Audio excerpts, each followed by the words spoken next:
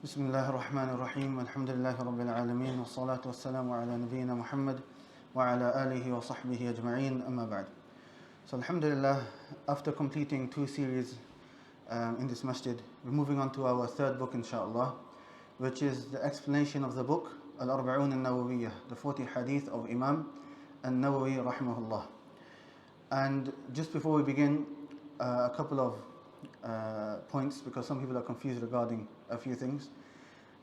Firstly, if you want to attend the classes and be up to date with all the notes and everything, then I've made some worksheets. I've made some worksheets for the students, which I'll be basing the lesson upon those worksheets. And those worksheets have been designed so that it's easier for you to follow the lesson. Sometimes there are long quotes. So what I've done, I've just translated them with the reference and put them in so you don't have to spend time writing a long quote and other things like that as well. So therefore, if anyone does not have those worksheets, then for today just take notes inshallah. But then message Brother Naeem bi'idhnillah. Naeem, put your hand up so everyone knows. Right, and inshallah he'll add you into the groups and let you know how to buy those worksheets and so on. And by the way, those worksheets, they're not fully complete at the moment. I'm making them as I go along. So every lesson, whichever lesson that we have or whichever hadith that we are explaining, a day or two before, the worksheets for that lesson will be sent. And inshallah, by the end of it, we'll have a full set of worksheets for the whole course, bi'idhnillah. Secondly, you'll find in those worksheets as well that the first 100 pages is similar to the hadith, the history of hadith that we did previously. Now, those 100 pages, for those attending in this masjid, you can ignore them. Because I started teaching this book online, and what I had done is, as an introduction to the 40 Hadeeth of an-Nawawi, the course that we did here, for those that did attend, I summarized that in those 100 pages over there. So I've done those 100 pages with them, and that's why I'm streaming online right now. So those students who started with me, they finished the introduction, now they're starting the first hadith. And likewise, you guys are starting the first hadith, so I've just merged the two classes together. So the first 100 pages for you guys here, you guys can ignore. Don't worry about those first 100 pages. Today, inshallah, we're going to start from page 104. Today's lesson, inshallah, is an introduction into this book. We will speak about three main things. Firstly, we will speak about the author. Who is the author of this book? And then, secondly, we will speak about the book itself. What is this book? How was it written? What's the objective of this book? And then, thirdly, we'll read the introduction of the author. So the author, Imam an-Nawawi rahimahullah, has written his own introduction. We'll read that introduction inshallah. And then right at the end of the lesson, I'll explain to you what I expect from all of you during these lessons, bi'idhnillah. So without any delay, and this is why it makes it really easy. Those that have the worksheets right now, a lot of his life, I've typed up in English for you. Easy, right? So if you've got the worksheets, they really help. You can just follow along, inshallah. So we're going to begin, bi'idhnillah, talking about the author of the book. The name of the author is Yahya ibn Sharaf ibn Muri ibn Hassan ibn Hussein ibn Muhammad ibn Jum'ah ibn Hizam an-Nawawi ad-Damashqi. Now, all of this is written in the worksheet, right? So those who don't have the worksheets are probably thinking that he's making us write a lot, yeah? So that's why I'm telling you, you need the worksheets, inshallah. To make it short, his name is Yahya ibn Sharaf an-Nawawi.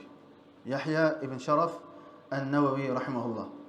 An-Nawawi, and it's also pronounced an-Nawawi, is referring to the place where he's from. And that is a village near Damascus.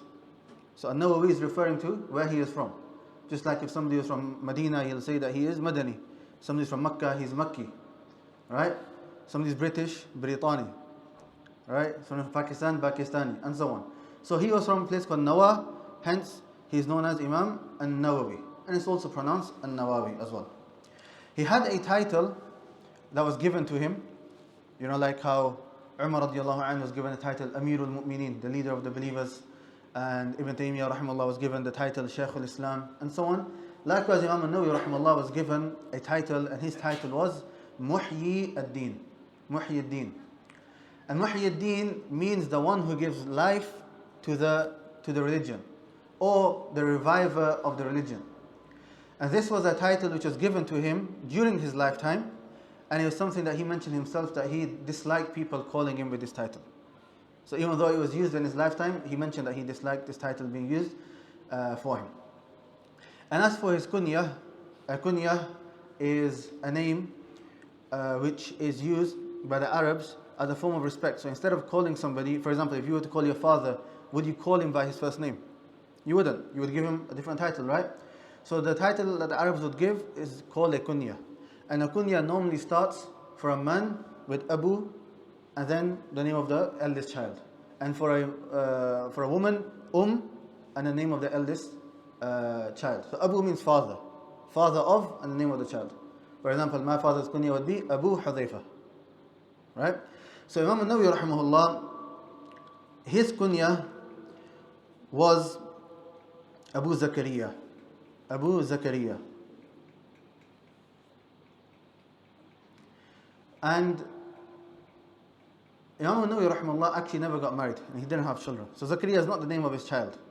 However, due to the link between Yahya alayhi salam and Zakaria alayhi salam from the prophets, he chose that kunya. So just because a person doesn't have children doesn't mean he can't have a kunya. It's still something which a person should take. Now in regards to his upbringing, now the details is written in the worksheets and you can read that yourself, inshallah. However, what I would mention is he was born in the year 631 after Hijrah. He was born in the year 631 after Hijrah. So, in terms of Islamic calendar, he was from the 7th century. He was from the 7th century. And knowing the dates of the scholars is very important, especially when they pass away. When they're born, not as much because of the fact that sometimes it's differed upon. Because obviously when somebody's born, you don't know that this person is necessarily going to be a big scholar. And the documentation is not like we have now. So a lot of the time, when exactly they were born is differed upon. So what's more important, which we'll mention again for Imam an-Nawawi rahimahullah, is when they pass away. And that is very, very important to know when the scholars have passed away. For example, Imam an-Nawawi rahimahullah, we mentioned his when he was born. We've not come to his death date, but it's very close anyway. So he was born in 631, right? Did he come before Shaykh al-Islam ibn Taymiyyah or after him? Now if a person doesn't know the date, he's not going to have a clue. Right? Shaykh al-Islam passed away 728. So that means he came before. Likewise, Ibn Hajar rahimahullah, who came first? Nawawi or Ibn Hajar? Nawawi came first because Ibn Hajar is 9th century. Okay, who came first? Imam Ahmad or Imam an-Nawawi? Right, Imam Ahmad is 4 or 5 centuries between the two. So knowing when they passed away is very important because that way you know who came first, who came later, who's the teacher of whom, who's the student of whom. And that makes a big difference, especially if that scholar is from the earlier generations, from the Sahaba, the Tabi'een, or if he is from the later generations, because there's no comparison between somebody who's a companion and somebody who's a contemporary scholar, in general terms. Now, so he was born in 301 in Muharram in Damascus. And when he was a young boy, there was a sheikh going by, known as Sheikh Yasin ibn Yusuf. Yasin ibn Yusuf. And he passed by the village of Imam an-Nawawi rahimahullah. And as he was passing by that village, he noticed that all of the children are playing. But Imam an-Nawawi, obviously at that time he wasn't an imam, he was a young child at the time. But Imam an-Nawawi rahimahullah, he wasn't participating in that play. And even though the other children are trying to get him to play, he didn't want anything to do with it. And what was he doing instead? Just had the Quran in his hand. Just reciting the Quran, trying to memorize the Quran. So this sheikh, when he saw this, he thought to himself that if this is a child who's given so much emphasis on the Quran at this age, then he has a lot of potential. So he went to his father and he's basically said to him, what's your plan for your child? And he mentioned, I want him to work and so on. So he said to his father that no, I think he can become something special when it comes to the Islamic sciences. I think you should push him to learn the Islamic sciences. And then what happened? In simple terms, his father took that advice and made Imam an-Nawawi rahimahullah tread upon that path of seeking knowledge. And then Imam an-Nawawi became Imam an-Nawawi. And subhanAllah, the reason I want to mention this is because you never know what statement, might be one sentence that you say, but you don't know what statement can have an effect on a person. This shaykh here, right, he wasn't the biggest scholar ever, right? Most people have, I've never heard of him until, read this story. But all of the things, all of the good deeds, all of the teaching, all of the research, all of the explanations that Imam an-Nawawi rahimahullah did, who's getting the reward? This man. Because through the permission of Allah, it was him who directed Imam an-Nawawi to go and study. And the Prophet ﷺ said, "Man dalla ala khair falahu mithlu ajri fa'ilih." That the one who indicates for someone to do good or guides somebody to do good, he will get the exact same reward as that person doing good. You could be sleeping, but because you might have said to that person, you should pray the night prayer, you're sleeping and you're getting all that reward. Another example, we mentioned the history of hadith, Imam al-Bukhari rahimahullah.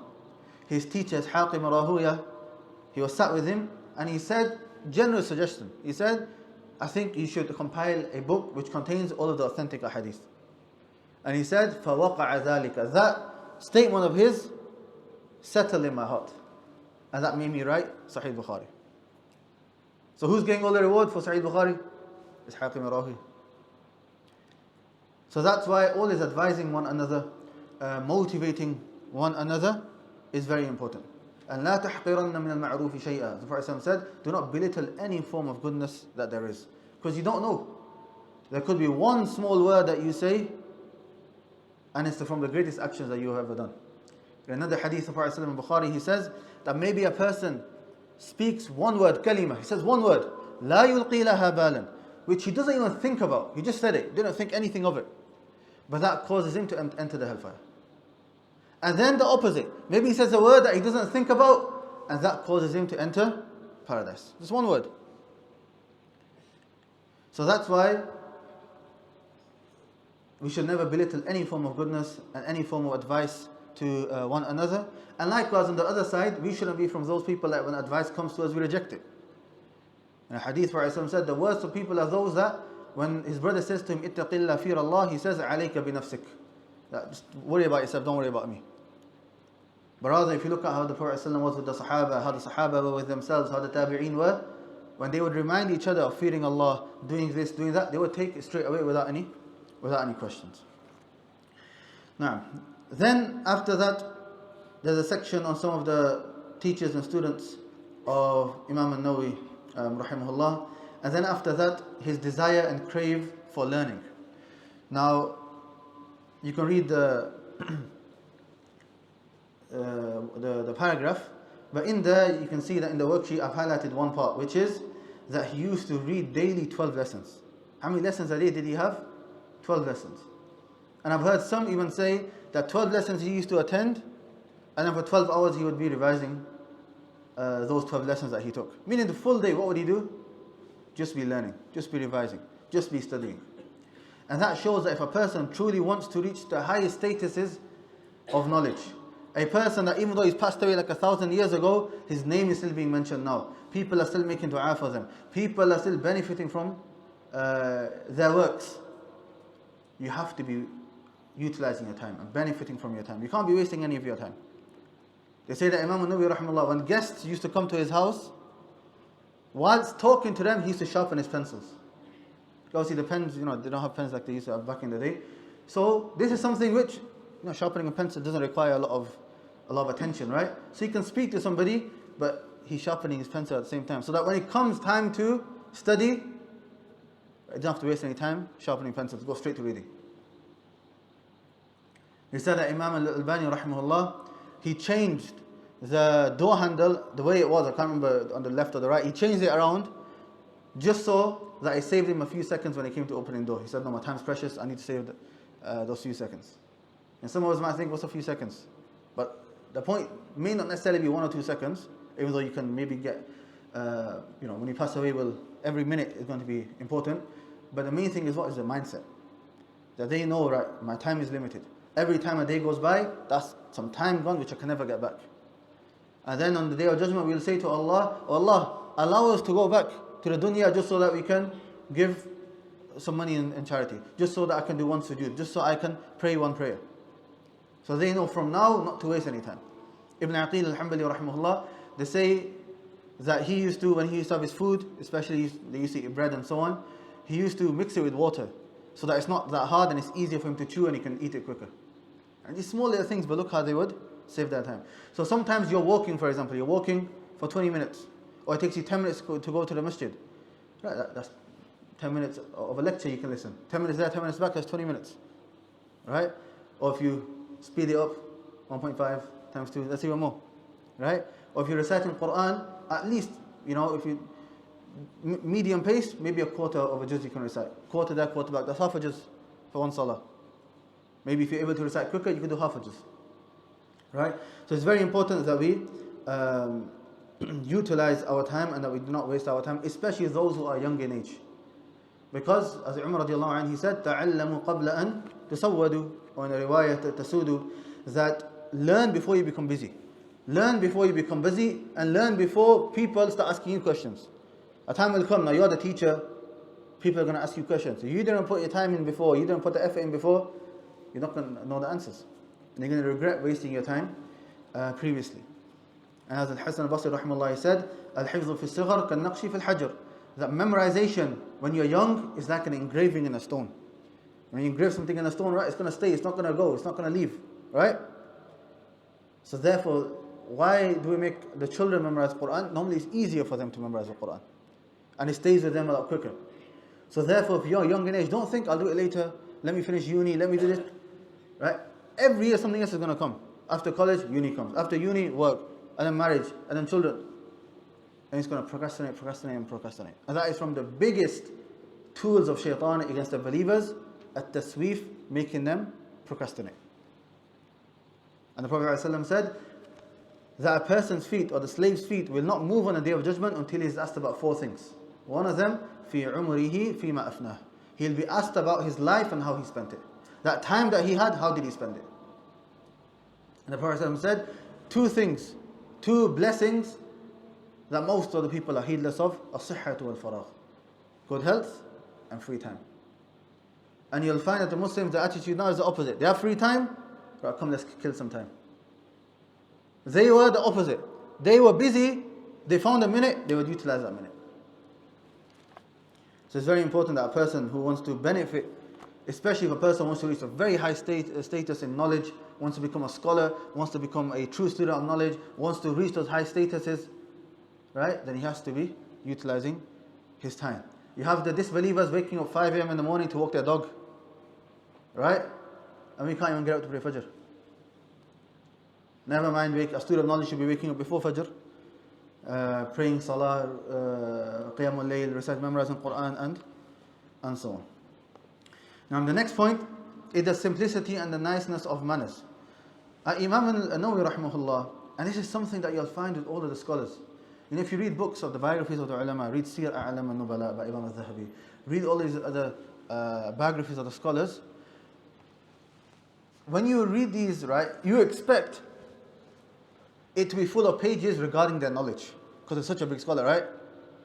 In reality, it's the opposite. It's full of their mannerisms and how people praise their mannerisms. It's full of their worship and how they would worship Allah subhanahu wa ta'ala. So what does that show you? That shows that a person who wants to be knowledgeable regarding the religion, he does not suffice with just information itself. He has to follow that up with action. And why is that? Because this knowledge that the Prophet said is the inheritance of the prophets. This knowledge is the inheritance of the prophets. It's not any other type of knowledge. It's not no ordinary type of knowledge.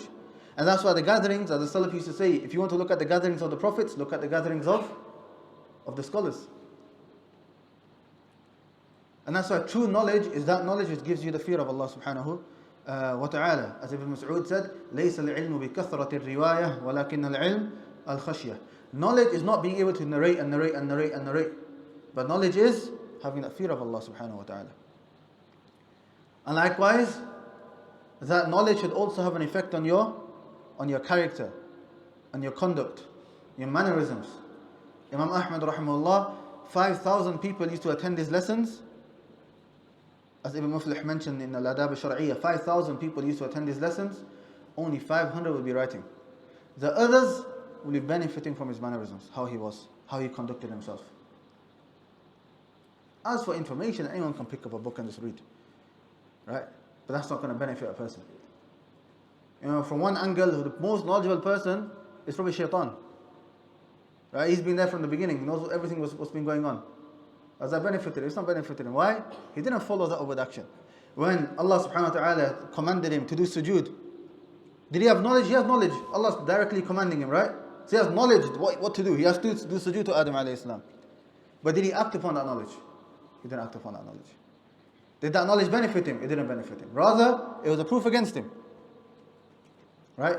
So that's why, if you look at the lives of the ulama, that's something, subhanAllah, strange. That a person wants to learn, he wants to become a scholar, he wants to become a student of knowledge, he wants to have true knowledge of the religion, and he focuses so much on the knowledge side, or on the information side, and he forgets about everything else. The reason why he's learning. Your level in Jannah is not going to be higher because you have more information than somebody. But it's because of your actions. Do you act upon that knowledge or not? Maybe there's a person who's jahil, is ignorant, but Allah will forgive him because he doesn't know. But you, because you know, it's going to be more of a proof against you, as the Prophet ﷺ mentioned. So if you read, this paragraph, we'll quickly just read it out. It says here, the learned persons, elite of the society and public, greatly respected the Imam on his count of piety, learning, and excellent character. He used simple dress and ate simple food. Devout scholars do not care about worldly things. They give precedence or preference to religious and academic pursuits. They experience more heavenly delight and joy in such activities than those who seek satisfaction in luxury foods, precious clothes, and other worldly things. Imam an-Nawawi rahimahullah had a prominent place amongst the nobles or notables of his age. He was God-fearing, he had taqwa. One of the scholars, Muhyiddin, he said regarding Imam an-Nawawi rahimahullah, Imam an-Nawawi had three distinctive, commendable qualities in his person. If anyone have any of these three things, then people will return to him for guidance. Firstly, he had knowledge. Secondly, he stayed away from materialistic worldly gains. And thirdly, he used to command the good and forbid the evil. And that's a summary. There's many other things that could be mentioned about this great Imam. The next issue is some of his most important works. What are some of the most important works that Imam an-Nawawi rahimahullah has authored? The first one, it says here, Al-Minhaj, Sharh Sahih Muslim Ibn Al-Hajjaj. Al-Minhaj is an explanation of Sahih Muslim.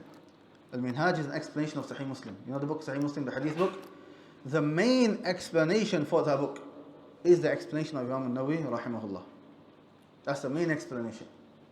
Right? Obviously there's other explanations, and other explanations also have benefits, but the main one that people go back to and scholars always refer to and quote and reference is this explanation of Imam an-Nawawi rahimahullah.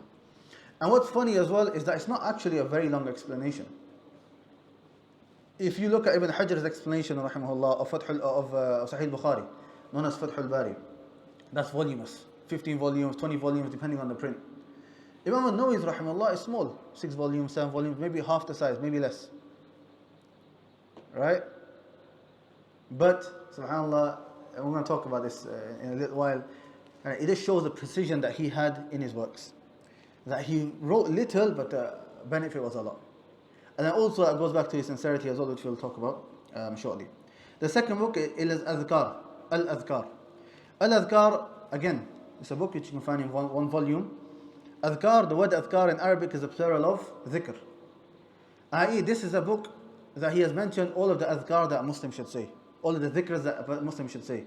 What he should say in the morning, evening, while he's eating, sleeping, before the different salats and after the salats, and so on. Right? All these Adhkar, he's mentioned it in this book over here. The third book is Riyad al-Salihin. Riyad al-Salihin. This is a book which I've heard many scholars say that it's the most printed book after the Quran.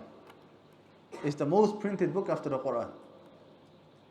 And even Ibn Uthaymeen rahimahullah, he said Atamanna, that I wish that I had a book like Riyadh al-Salihin. Because this book has entered into every masjid, every household. There are lessons done everywhere in so many different languages. Right? What is Riyadh al-Salihin? Riyadh al-Salihin are those ahadith pertaining to the religion, regarding a person's character, regarding his salah, regarding having a fear of Allah, regarding everything that a person would need in his life. Right? And it's a very, very important book. In each chapter, whatever chapter he talks about, any topic you give, right? He'll mention a few ayat and he'll mention many ahadith regarding it. Then the fourth book is At-Taqrib, which is the full name At-Taqrib wa Taysir al-Ma'rifati Sunani al-Bashir al-Nadhir. This is a book in the science of Mustalah al-Hadith. Science of Mustalah al-Hadith, which I explained in the previous previous course that we did. And the fifth book is this book over here, which is famously known as Al-Arba'un an-Nawawiyah, the 40 Hadeeth of Imam an-Nawawi. Or the full name for it is Al-Arba'una fi Mabani al-Islam wa Qawa'id al-Ahkam. And the 40 Hadith pertaining to the pillars of Islam and the principles of the rulings. That's the proper name, but in short, Arba'un an-Nawawiyah, the 40 Hadith of Imam an-Nawawi. These first 5 books that I mentioned are all to do with Hadith. These 5 books are to do with Hadith. Then the next 3 books, Rawdat al-Talibin, Minhaj al-Talibin, and al-Majmu', they are 3 books in the Shafi'i madhab, in fiqh. These are 3 fiqh books that he's written in the Shafi'i madhab, and especially al-Majmu', that's got a lot of comparative fiqh in there as well. Then the 9th and 10th book, Tahdhib Asma' wal-Lughat and Tahrir. These are books regarding the Shafi'i madhab, the technical terms that they use, and also biography of some of the scholars from the Shafi'i madhab. And the 11th book written is At-Tibyan fi Adabi Hamalat al-Quran. At-Tibyan fi Adabi Hamalat al-Quran is a very small book, right? And it's regarding the etiquettes of the carrier of the Quran. The etiquettes of the carrier of the Quran. A person who wants to learn the Quran, a person who wants to memorize the Quran, a person who wants to become a hafiz. What are the etiquettes that he should be upholding? Right? How to recite the Quran properly. How should he be in his conduct and the way he deals with the people. And how should he, when he's reciting the Quran, how should he sit? How should he hold the Quran? All of these rulings are in this book. And it can also come under the topic of the etiquette of a student of knowledge as well. But he's specified a bit more to the one who wants to focus more on the Quran. These are some of the main books of Imam an-Nawawi, rahimahullah. The next issue is regarding his aqidah, regarding his beliefs.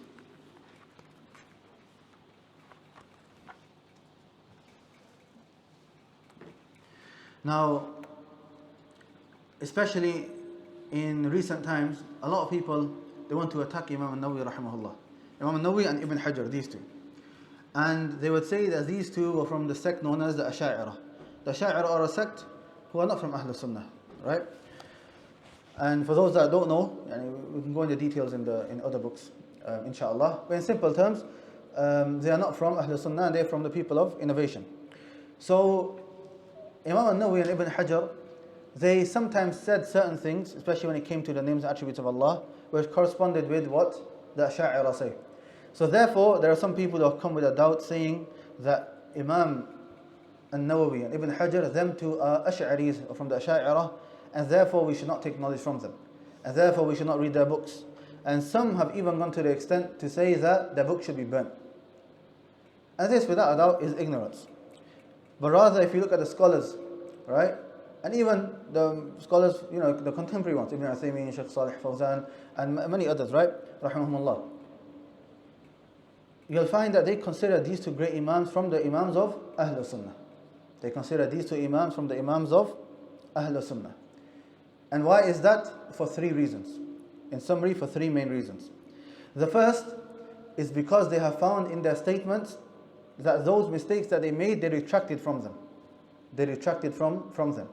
So for example, Imam an-Nawawi rahimahullah, there's a book that was found that he had written titled Juz fi i'tiqad al-salaf fi al-hurufi wal-aswat.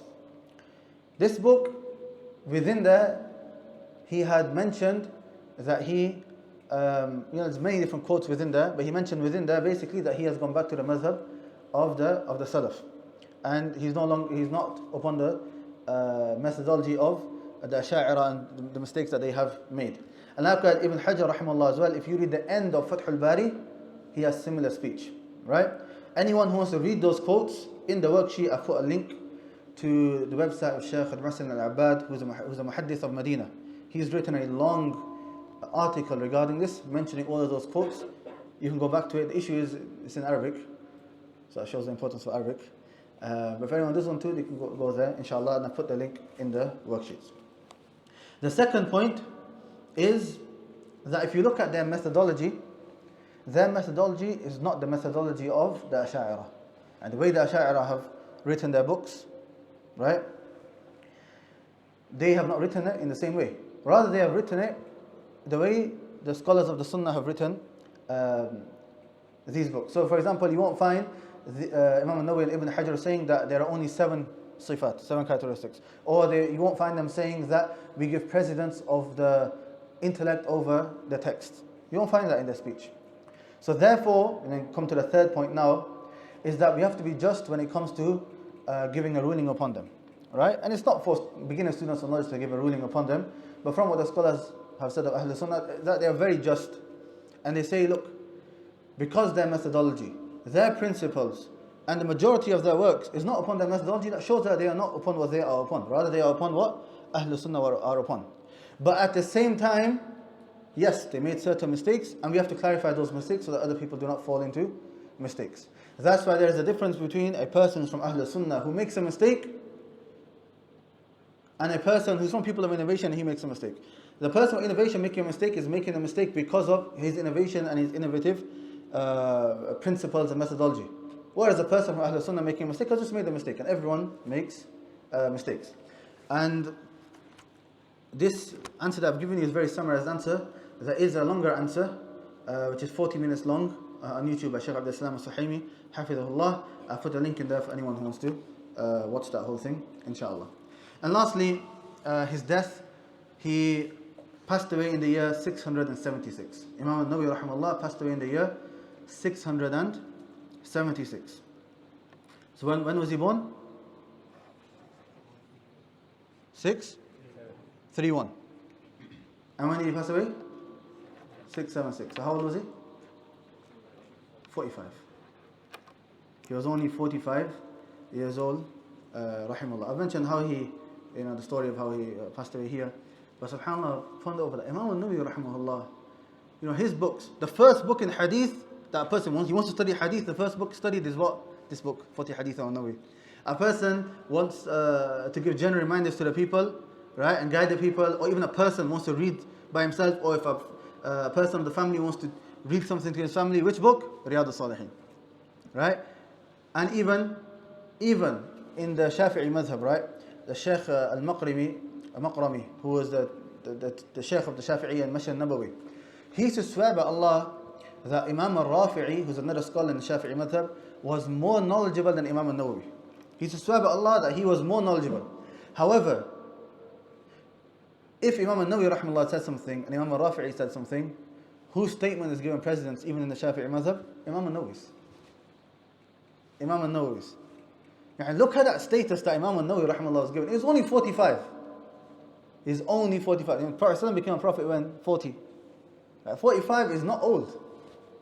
So then the question arises is that how did Imam al-Nawawi rahimahullah become so successful and his works have so much blessings within them and so much benefit when he was only 45 years old? Even though the fields that he has written in, so many scholars have written in there. 40 hadith, so many ulama from the time of the Salaf have written books of 40 hadith, and we're going to read that shortly as well. Riyadh al-Salihin, there's so many other books as well. Right? In fact, they say Riyadh al-Salihin is actually taken from another book, At-Targhib wa Tarhib by Ibn Munzir, right, as well. So it's not something completely unique. But yet, his book is the one that the Muslims benefit from. And the answer, the ulama mention, they might mention a few things, but the main answer, which I always hear, is it was due to his sincerity. It was due to his sincerity, his ikhlas. Imam Ahmad rahimahullah, sincerity and truthfulness was mentioned to him. And then he said, بِهَذَا ارْتَفَعَ الْقَوْمِ. This, truthfulness and sincerity. This is what caused the Sahaba radiallahu anhum to have those high statuses. Now, it wasn't necessarily the knowledge side itself.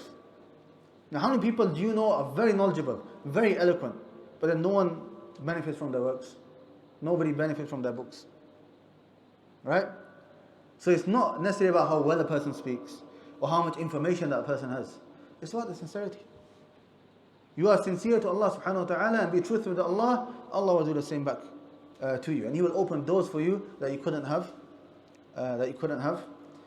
imagined.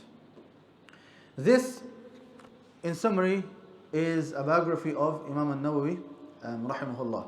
We're now on page 112, and we move on to the next issue, which is talking about the book. Okay, what is this book? Now, this book comes under books known as Arba'inat. Arba'inat, i.e., those books which contain 40 ahadith.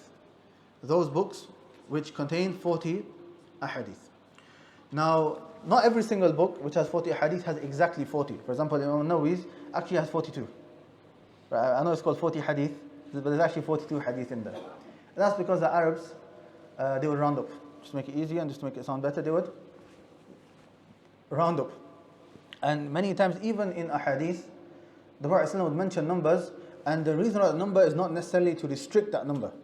Sometimes it is. And if there's one issue which is mentioned in a number of places and it all mentions the same number, then that shows that number is intended. Like 5 pillars of Islam, right, there's 5. Okay? But in certain issues where you find different ahadith and the Prophet is mentioning the same issue but different numbers, that shows that the issue isn't the number itself. Right? But rather the Prophet might have used that number for a certain benefit. Either to just give you a general idea that I'm referring to a lot, or just so that he mentions less so that a student can memorize that much for now, and then you come later and take more. So for example, how many major sins are there? How many? 7. Put your hand up if you think 7. I heard like 5, 6 people say, only one person put the hand up. Put your hand up if you think 7. Alright, put your hand up if you think something else. Qasim. 70. Okay, Riyadh.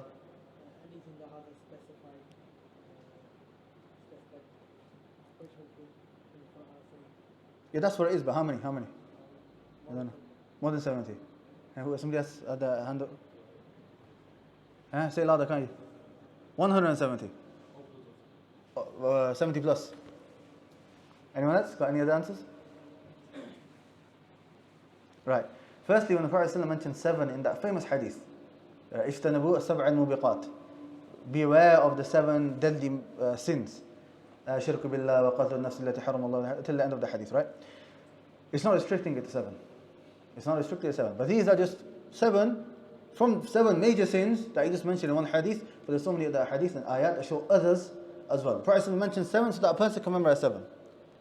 Because a major sin is any sin which a specific punishment has been mentioned for it. Whether it's gaining a certain punishment, being far away from the mercy of Allah, getting the curse of Allah, whatever, or gaining a had, a punishment in this life, or whatever it may be, right? That's considered a major sin. Ibn Abbas radiallahu anhuma in one narration said 70. And ulama have written books on major sins, and they've counted so many more. I can't remember the exact number. I think one scholar got up to 500 and something, right? The point being is that just because a number is mentioned in the Islamic context, it's not always restricted just to that number. Right? You have to look at the whole context and see exactly why the number has been mentioned. So if you come back to these books of Arba'inat, 40 hadith, i.e. around about 40. Around about 40. So Imam an-Nawawi has 42 hadith. If I say Arba'in an-Nawawiyah, right? 40 hadith. If I say Ithnan wa Arba'un an-Nawawiyah, it doesn't sound the same. It's a bit long. Yeah? So the Arabs would, for ease, round it up. Now, if you look at the books which are written regarding 40 ahadith, you'll find many of them have been written, and there's many different types as well. So you have some of them which are known as musnada, and they have the whole chain of narration and then the hadith. And then you have some which won't have the chain of narration, just maybe the companion and the hadith, like we have in this book over here. And then you'll find that those that have written 40 hadith, most of them have written regarding 40 hadith regarding a certain topic. 40 hadith regarding salah, 40 hadith regarding fiqh, 40 hadith regarding the heart, 40 hadith regarding zuhud, 40 and so on. Right? So they're all different topics. And many of the ulama have written in this. From the early scholars, Abdullah ibn Mubarak rahimahullah. Any of the hadith students remember when he passed away? I told you an easy way to remember it as well. 181, yeah. Let's look at your hand, 181, yeah? Or in Arabic anyway. So he passed away in 181. He was born 118 and he passed away 181. His it's very easy to swap the numbers around. Okay? So it's very, very early, 2nd century. And many others after him, Muhammad ibn Aslam al-Tusi passed away 242. Muhammad ibn Aslam al-Tusi passed away 242.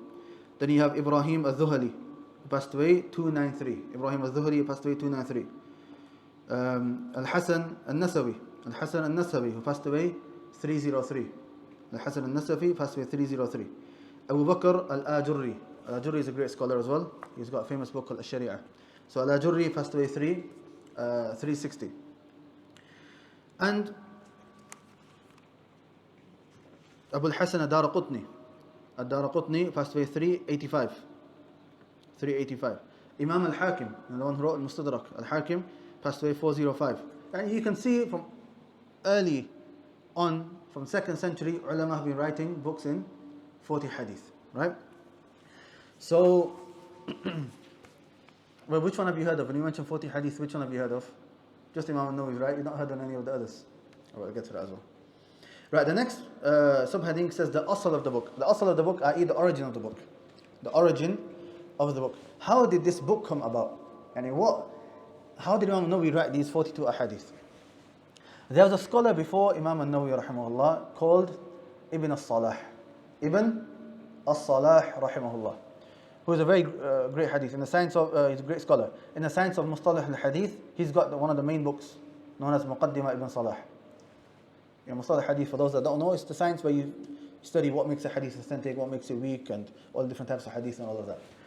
Anyways, he came before and he gathered all of his students, and then he said that I have gathered 26 ahadith which encompass the whole religion. I have gathered 26 ahadith which have encompassed the whole religion. And then he had his gathering, his lesson, and then he dictated those 26 ahadith. He dictated those 26 ahadith to the students. Then Imam an-Nawawi rahimahullah came along. What did Imam an-Nawawi do? He took those 26 and he added, how many? 16. He added 16 to those 26 to make 42. And then after Imam an-Nawawi, Ibn Rajab came along as well. Ibn Rajab, he added to 42 as well to make it 50. He added 8 more to make it 50. And then he explained all 50 in his famous book, Jami' al-Ulum al-Hikam. So we had Ibn Salah, then Imam an-Nawawi, and then Ibn Rajab. Ibn Rajab came, he added 8 more ahadith to make it 50.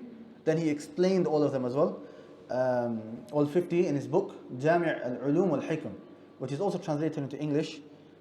I'm not sure what it's called, the comprehensive something. Jami' al-Ulum, comprehensive knowledges, wal-hikam, and wisdoms, maybe something along those lines, right? I've seen it was one really thick volume in English. Anyways, this is the basic history of this book. Now, what you can notice is that Imam an-Nawawi, did he get these ahadith from himself? Is it his own research that he did? Is it something that he came up with the idea? No. He took 26, and more than half of the book, he took it from somebody else. Which, what would we call that? Plagiarism. Alright? Forget what unis say. Islamically, haram. And you're not allowed to take somebody else's work and claim that's your own work. Right? But Imam an-Nawawi did that. Imam an-Nawawi rahimahullah did that.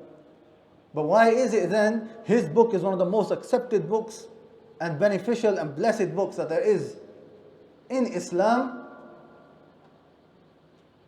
whereas others who might have made it themselves is not as effective? Again, it goes back to the same reason, sincerity. What did Imam Nawawi do? He was sincere. He's not trying to take anyone's work. He's just trying to benefit the people. he mentioned himself that this is what I did. He didn't hide it. He didn't say, this is something I've researched and I've come to a conclusion of. He mentioned, he said, this is what happened. Ibn Salah did this and they were very beneficial. I felt like there were a few more ahadith in some main topics that could be added. And so I've added those 16, there you go, they're the 42. Right? They're the 40. He didn't claim that this is my book. He just said, these are 26. I've added 16 more just to complete. And so you have a more holistic idea of the religion. There you go. And then it just became famous and it got attributed to Imam an-Nawawi rahimahullah. And this is mentioned by Ibn Rajab in his first page, I believe, or second page of his explanation, Jami' Ulum wal Hikam. So that is very important. That's why if you look at the next page, on page 113, it mentioned here the importance of attributing any benefit that you come across to the person that you got it from. And if you learn something about the religion, don't try to act like you came out with it, right? Attribute it. You say, this I took from this person, or this quote I heard from this person. And if you do that, it shows that you are sincere. Imam Shafi'i said, I wish that the people benefited from all my knowledge and it wasn't none of it was attributed to me. That's what I wish. Because it's not about you, if you want it to be attributed to you, you want your name to be mentioned, you're not doing it for Allah, you're doing it for yourself. Your own honor, your own pride, and so on. Imam an-Nawawi rahimahullah on this page, he says, from an-nasiha, and from advice, from being good, is to attribute a unique benefit to the one who said it. Whoever does that will be blessed in his actions and state.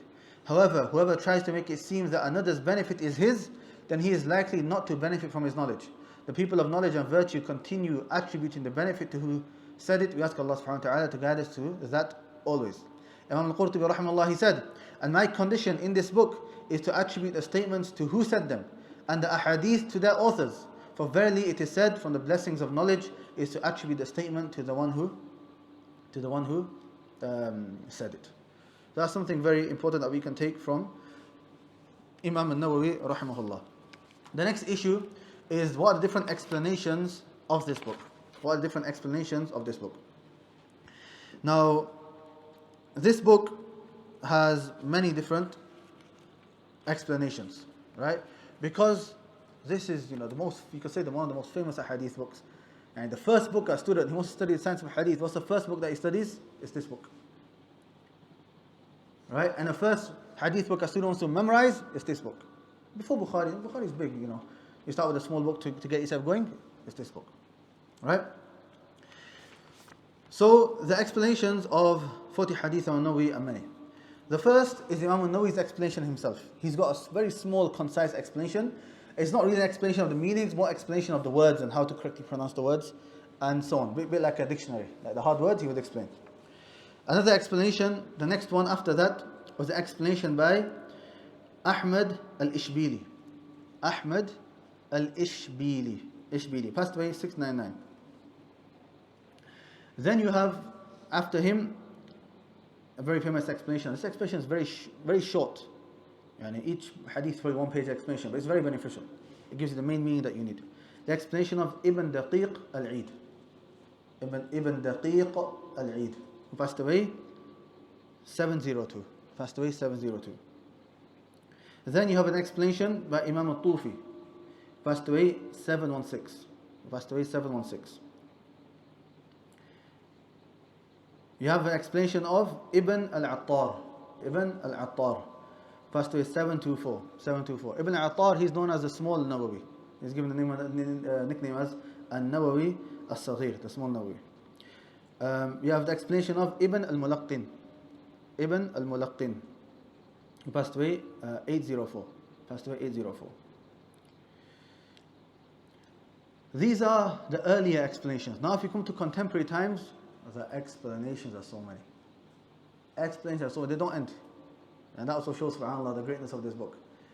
I'll mention to you maybe some of the main explanations that are really good. Okay? You have the explanation of Ibn Uthaymin, rahimahullah. Ibn Uthaymin. Now some of you may ask me what explanation I'm using. I'm using a number of explanations, a number of different books. Right? But if I was to advise you one, and I'm using this as well, but one that you want to go back to is Ibn Uthaymin, rahimahullah. Ibn Uthaymin's got everything in there. He's got everything. There's also the explanation of Shaykh Salih al-Fawzan. Those who are learning Arabic, I'd advise the explanation of Shaykh Salih al-Fawzan. His Arabic is very easy. Very, very easy. Compared to easy than Ibn Uthaymin. Because Ibn Uthaymeen sometimes gets a bit technical with some of the benefits. Shaykh Fawzan explains it in a very easy way. You have explanation of Shaykh Abdul Karim al-Khudair. Abdul Karim al-Khudair, who is a muhaddith from Riyadh. He's alive. His explanation is very good because his explanation is from a hadith perspective. Gives you a lot of hadith benefits. Abdul Karim al-Khudair. In Arabic, Kha, Dad, Ya, Ra. Khudair. Or K-H-U-D-A-I-R. Okay. Now, and there's many more, but these are, I've given you three, otherwise, if I wanted to give you a list, then they'll never end. Okay? Right, the next issue here, what are the specialities of the book? i.e., what are some of the things which make Imam an-Nawawi's book special and unique? The first is that all those ahadith that he's gathered, they are considered, and he mentioned it himself, as Jawami' al-Kalim. Jawami' al-Kalim. i.e., comprehensive speech. Comprehensive speech. I'll explain what that means. Now, the Prophet ﷺ, he said, I have been given 5 things that no other Prophet has been given before me. One of them, he said, I have been given Jawami' al-Kalim. Comprehensive speech. What does comprehensive speech mean? It means the Prophet ﷺ will speak little, but the meaning was vast. The Prophet ﷺ will speak very little, but the meaning was vast. إِنَّمَا الْأَعْمَالُ بِالنِّيَّاتِ. Actions are by the intentions. This hadith, as Imam al-Shafi'i says, it enters into 70 different chapters of fiqh. Enters in wudu, in salah, in zakah, in divorce, in buying transactions, everything. 3 words, look at the benefit of it. Right? So, these are hadith that he's gathered. These are considered from Jami' al-Kalim. The Prophet spoke very little, so little that kids have I know kids in Masjid Nabi and stuff that have memorized this book. Right? Memorize all the hadith in there, but the benefits are many. The second speciality of this book is that these ahadith that he's gathered, they are those ahadith which the religion revolve around. And the main ahadith, the foundational ahadith of the religion. Obviously, it doesn't have everything. Things are going to be missed out, right? But in terms of just 40, then these are those 40 which encompass the main aspects of the religion. The third speciality of this book is that the majority of these ahadith are all authentic. The majority of the hadith are all authentic. There's just 2 or 3 which are not. So 2 are not, and the third is differed upon. Even though the meaning is still accepted. And when we get to those hadith, inshallah, we'll mention them. And the fourth is how easy this book is to memorize. How easy the book is to memorize. And the long chains of narration, he took them out. Just mentions the companion's name, that's it. Right? And the wording of those hadith as well are very easy. So these are 4 main specialities of this religion.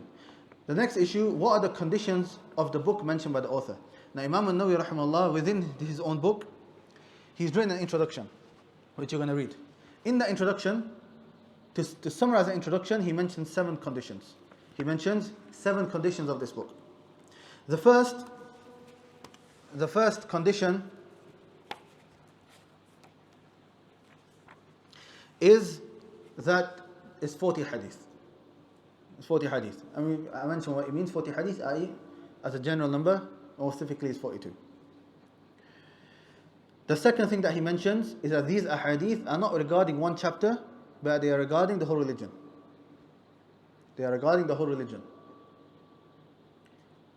The third point that he mentions is that every single hadith that is mentioned is a foundational principle regarding that topic. Every single hadith that so these 40 encompass the whole religion. Right? One's talking about intentions, one talking about the different levels of the religion, one's talking about qadr, divine decree, one's talking about innovations, and so on, right? So it's all the different topics. And all of these ahadith are those foundational ahadith in that chapter. The main ahadith in that topic. The fourth is that he himself said that they are all authentic. We mentioned that there might be 1 or 2 which aren't. But generally, one could argue that when the scholars sometimes use the word authentic, they don't mean the technical meaning of authentic, they mean hadith which is accepted. Right? So if he meant accepted, then it's right. Because even those which are weak or differed upon, the meaning is still correct and the ulama still accept it. And still mention those hadiths in their books. The fifth is that the majority of these hadiths are in Bukhari and Muslim. 29 are in Bukhari and Muslim. Number 6, he mentions that he has removed the chain of narration. Because this is a secondary book. He came in the 7th century. Anyone who wants the whole chain of narration, right, go back to Bukhari, Muslim, they're all there. Right? It's made it easy. Most people, if they hear حدثنا حميدي قال حدثنا فلان قال حدثنا قال حدثنا سفيان قال حدثنا علقمة قال حدثنا عمر الخطابي قال سمعت, the whole thing is long, right? People switch off. To make it easy, he took all of that out. عن أمير المؤمنين عمر رضي الله عنه قال سمعت الرسول صلى الله عليه وسلم يقول. Umar said, I heard the Prophet say, and with the hadith straight away, to make it easier for the people. And lastly, he, after these 42 ahadith, he wrote a little segment where he explains some of the hard words in the book.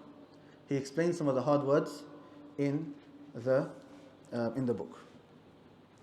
So these are 7 conditions mentioned by Imam an-Nawawi, rahimahullah. Now we come to the third point, which is reading the introduction of the Imam himself. I think it's time for the adhan, so Hafsa. We'll read the introduction of the author. Now this introduction, some of you may, especially those students who memorizing the book from Shaykh Qasim's print, you might turn around and say, where's this introduction? I don't see this introduction. Where's this introduction come from? I never heard about this. This introduction is found in some manuscripts. It's not found in every single manuscripts. Now the fiqh of manuscripts and so on, that goes back to the scholars, right? Some manuscripts are written by the author himself, some by the students. So which one's more authentic, which one should we keep? That's a different science in of itself. And maybe one of the reasons scholars don't add the introduction is because they use this book for kids to memorize. So the introduction they don't need to memorize, they go straight into the ahadith. But the whole introduction I've written, it's here in English. So the author, rahimahullah, he says, Bismillah ar-Rahman ar-Rahim, in the name of Allah, the most, I'll just read the English. In the name of Allah, the most merciful, the bestower of mercy, all praise is due to Allah, Lord of the worlds, sustainer of the heavens and the earth, director of all created beings, sender of messengers. May Allah's peace and praises and peace be upon them all, to responsible beings in order to give them and clarify the ways of the religion by means of decisive evidences and clear proofs. I praise Him for all His favors and ask Him for an excess of His bounty and generosity. I testify that there is no deity but Allah alone, there being no associate with Him, the One, the Prevailing, the Generous, the Perpetual Forgiver. This is the introduction of Imam Nawawi, rahimahullah. Obviously it's got the basmala in the Bismillah ar-Rahim, alhamdulillah, sending salah and salam to Prophet and so on. And these things are always explained in every single book, and we explained it in our previous book as well. So therefore I'm not going to go into too much explanation, especially because of time as well. So inshallah in the future books we'll go into the detailed explanations of that as well.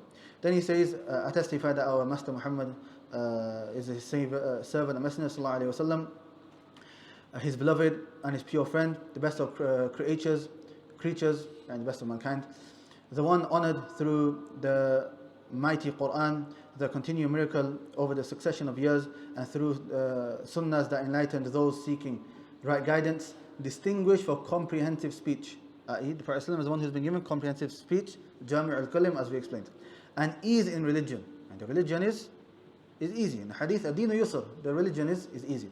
May the blessings and peace of Allah be upon him and upon all the prophets and messengers and their families and all the righteous people. To proceed, it has been related to us from Ali ibn Abi Talib, Abdullah ibn Mas'ud, Mu'adh ibn Jabal, Abu Darda ibn Umar ibn Abbas, Anas ibn Malik, Abu Hurairah and Sa'id ibn Khudri radiallahu anhum through numerous chains with varied narrations that the Messenger of Allah sallallahu alayhi wa sallam said, whoever preserves for my ummah, or for my nation, 40 hadith concerning its religion, Allah will resurrect him on the day of resurrection among the group of jurists and scholars. So this is a hadith that the author rahimahullah, he starts off mentioning regarding the virtues of collecting a hadith that are 40 and preserving a hadith which are 40 and conveying that to the people. What time is it? Is it 1/4 or 1/2? Oh, I thought it was 1/2. Right, shall we continue after Salah? No problem, we'll stop here. I thought it was 1/2, subhanAllah. Okay, inshallah, we'll stop here. We'll continue from his introduction to proceed. Just what I will do though, if you go to page 120, it says two things. Our methodology in explaining these ahadith. The methodology is that this book is a book that you can go into so much detail regarding. And if you want, you can make this book go on forever. There's so many benefits. However, because it's a beginner's book, I'm not going to, make a basic beginner's book of hadith to making it like the biggest explanation, because that's not the point. The point is understand these are hadith and then move on. But at the same time, I want to give you the main foundational rulings which are in each hadith. So therefore, this explanation is going to be a medium level explanation. And what I'm going to try to give you is the main points that you need. Some points, even if I don't go into detail, I'll at least mention the point, so that later on if you study the book again or you read a different explanation, you just add on those points. But you have the foundation there. Okay? And then it says here what I expect from you. Two main things. The first is that everyone needs to write. Anyone who attends the lessons needs to write. If I test you right now on some of the things we've taken and you've not written, you won't give the answer, right? So everyone needs to be writing. I didn't say anything today. If I see anyone not writing next lesson, I'm going to pull you up on that. Secondly, anyone who wants ijazah in this book has to memorize the hadith. And inshallah, we'll send the PDF of the hadith in the groups, inshallah. So I want students to memorize the hadith. Next week, memorize hadith number 1. Just the first hadith. And inshallah, we'll take hadith number 1 next lesson. Inshallah, we ask Allah subhanahu wa ta'ala to grant us beneficial knowledge. Subhanakallah wa hamdik, shadu la ilaha illa ant, astaghfiruka wa atubu ilayk.